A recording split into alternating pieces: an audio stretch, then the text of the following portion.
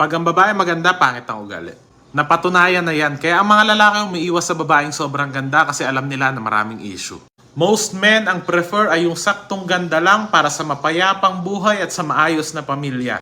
There's a reason kung bakit hindi sobrang ligawin ang sobrang gandang babae. Isang factor pa yung edad. Kaya pag ang babae, 30 plus, tapos maganda, marami ng trauma, marami ng experience na ayaw naming maranasan. Kadalasan sa magagandang babae, ganito. Mataas yung likes at followers ko kaya hindi ako papatol dyan kung kani-kanino. Doon lang ako sa deserving.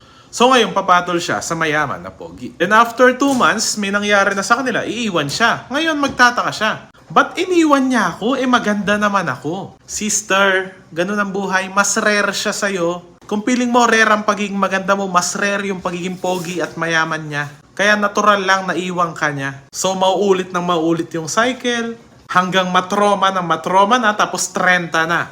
Ngayon, magbabagong buhay na siya, balik loob at handa nang magsimba. Ngayong 30, 35 na siya, panahon na para ma-meet niya si church guy na akala naman mapapabago siya. Sa isip ni church guy, mababago ko to at papatawarin ko lahat ng kasalanan niya.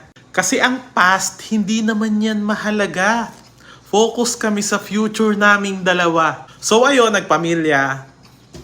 Then after 3 to 4 years, may anak na. Akala ni church guy masaya, yung pala after ilang taon lumabas na lahat ng trauma. Tapos mahal pa yung rich at pogi na ex niya.